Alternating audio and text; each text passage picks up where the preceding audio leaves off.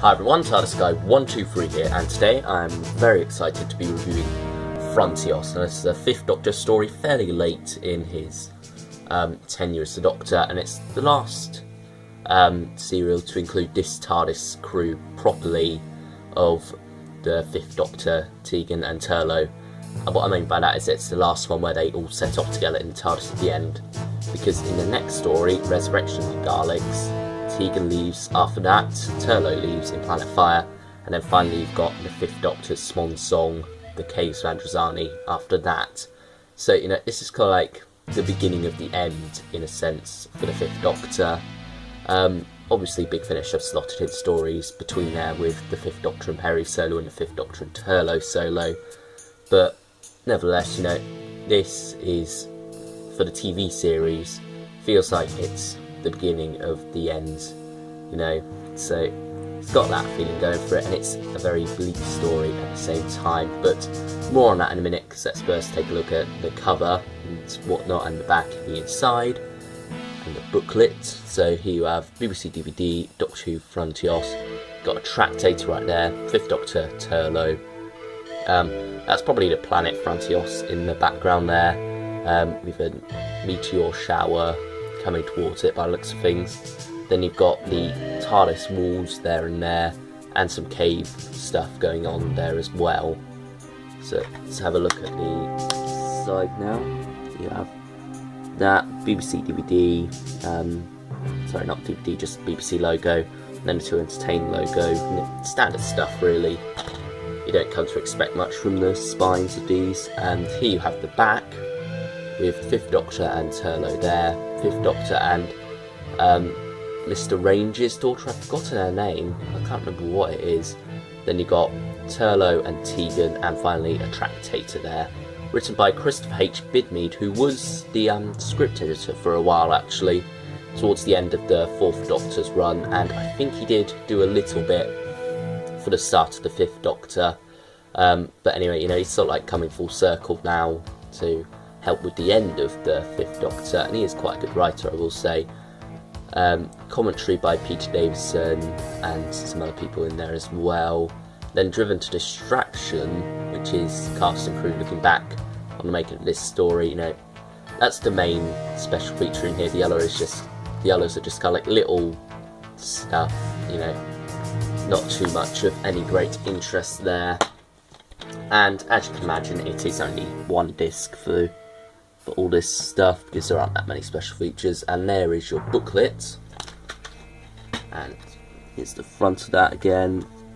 Back is 4 parts, as you probably expected, and here is the inside of the booklet. So now then, for my thoughts on the story, and as I said earlier, it is a bleak story. There is that very much sense right from the start that this isn't going to be a fun story at all. Not fun in a conventional sense, but you know, it's sort of like very bleak. The basic premise is that the last survivors of the human race have crashed on this planet for the most part, and they can't escape, and they're under bombardments, their lives are in danger, they can't regrow crops or anything on this planet, and you know, it's just sort of like a constant state of depression for the survivors, with their leader mysteriously disappearing and whatnot, and his son having to take over from that.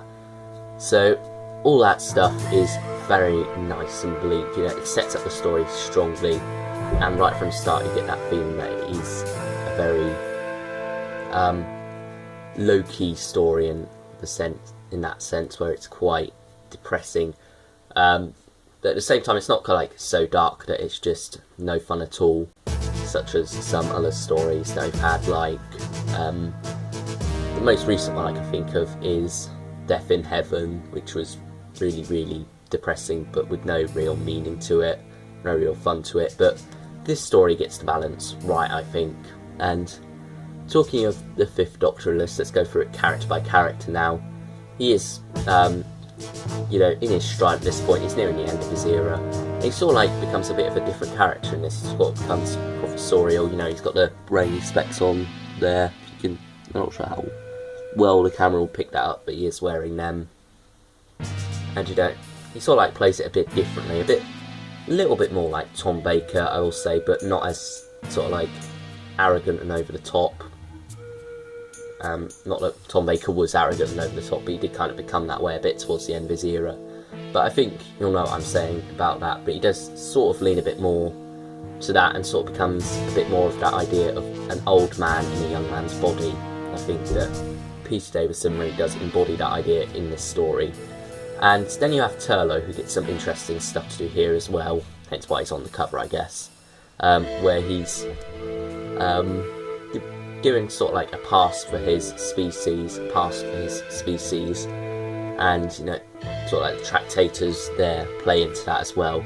So that's quite interesting. It's quite nice to have a bit of backstory for him, even if it's not really directly for him, it's more for his species. You know, it's still nice to have that link in there to him and his people. And then you also have Tegan in this, who probably isn't featured too much. She gets a fair bit to do, but at the same time is mainly there to be captured by the monsters for the most part. So she doesn't get the best stuff in this story, but there are some nice lines between her and the Doctor, where he's sort of like he's trying to trick the Tractators and whatnot. That's all very fun.